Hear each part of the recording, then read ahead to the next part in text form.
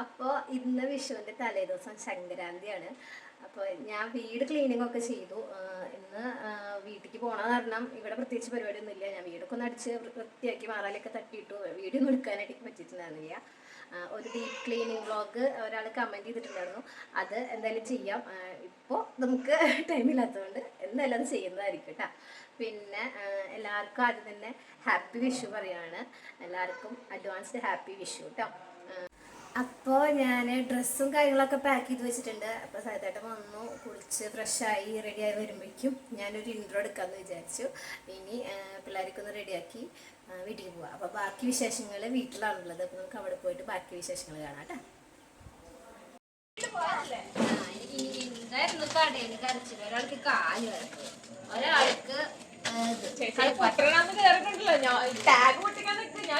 കിടക്കും, ഒരാൾക്ക് ഞങ്ങൾ നേരെ വെല്ലുമരോടിക്ക് കേട്ടപ്പോൾ ഇത് അമ്മയും അങ്ങോട്ട് വന്നിട്ടുണ്ടായിരുന്നു. കാരണം അത്യാവശ്യം ലഗേജ് പിടിക്കാനുണ്ടായിരുന്നു. നമ്മുടെ വണ്ടിയിൽ നിന്ന് മുകളിലേക്ക് കയറ്റാൻ പറ്റില്ല, കാരണം റോഡ് മൊത്തം ലൈറ്റിങ് പരിപാടികളൊക്കെയാണ്. മറ്റന്നാൾ നമ്മുടെ കാവടി ഇറങ്ങേണ്ട സ്ഥലമാണ് കേട്ടോ. അപ്പോൾ അവിടെ പിള്ളേരെ അവിടെ റെഡി ആക്കിക്കൊണ്ടിരിക്കുക. എനിക്കാണെങ്കിൽ വിശപ്പിൻ്റെ വിളി വന്നിട്ട് അവിടെ നിന്ന് വേഗം വിട്ടു കേട്ടാ.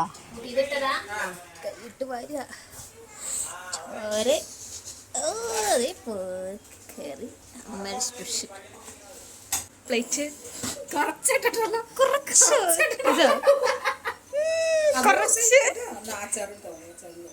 ഞാൻ വരുന്നുണ്ട് പുറകെ.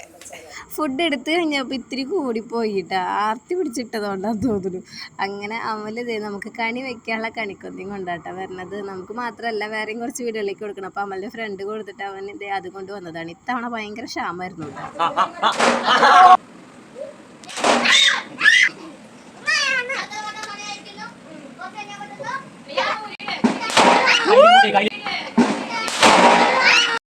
എല്ലാ വിഷുവിനും ആരെങ്കിലുമൊക്കെ കൈയും കാലൊക്കെ പൊള്ളും. അത് എല്ലാവരും നടക്കുന്ന ഒരു കാര്യം.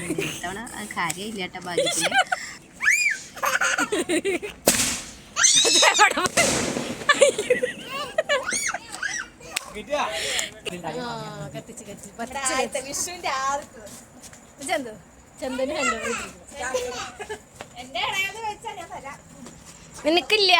നിനക്കില്ല കൈവെള്ളരുത് കേട്ടോ ആവാവേ.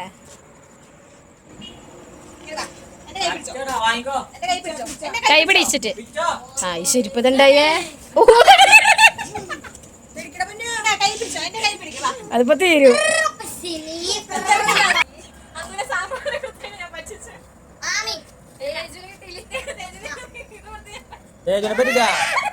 അയ്യോ തേജുനെ പറ്റിച്ചേ, തേജുനെ പറ്റിച്ചേ, തേജുനെ പറ്റിച്ചേ,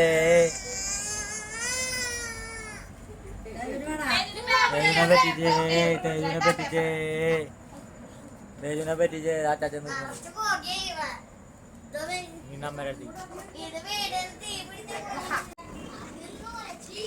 നമ്മുടെ പടക്കം വരുന്നുണ്ട്. പടക്കക്കട പടക്കക്കട.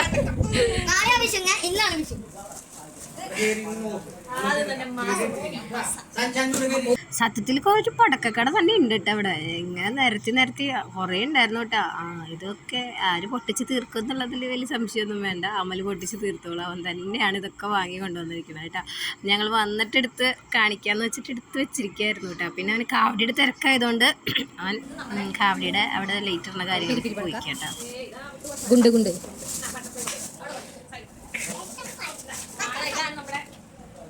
ത്രില്ലറാ.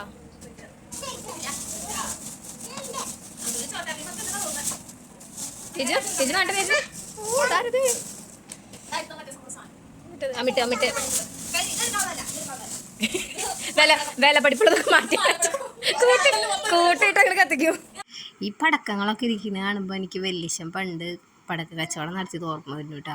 വല്യശം വിഷുവിൻ്റെ ടൈം ആകുമ്പോൾ ഇങ്ങനെ പടക്കം ഹോൾസെയിൽ പോയി എടുത്തിട്ട് ഇങ്ങനെ വിൽക്കാറുണ്ട്. അപ്പം ഞങ്ങളൊക്കെ റേറ്റ് എഴുതാനും കാര്യങ്ങൾക്കും പോയിരിക്കും കേട്ടോ.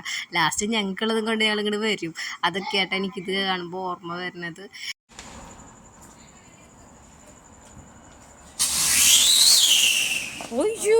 പോയേ അങ്ങനെ സായത്തേട്ടൻ കളത്തിൽ ഇറങ്ങിയിട്ടുണ്ട് കേട്ടോ. ഒരു എലിവാണം വിട്ടത് അപ്പുറത്തെ പറമ്പിലേക്കാണോ അതോ ആരെങ്കിലും വീട്ടിലേക്ക് പോയതൊന്നും അറിയില്ല. എന്തായാലും അടുത്തത് വെച്ച് കൊടുത്തിട്ടുണ്ട്.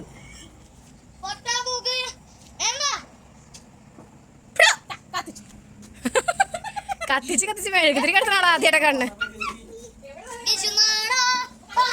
അത് കത്തോട്ട് ചിലപ്പോ കയ്യിലിരിക്കണത് കത്തുന്നത് ചിലപ്പോ ഉള്ളിൽ കണ്ണലുണ്ടാവും കേട്ടാ. തേച്ചു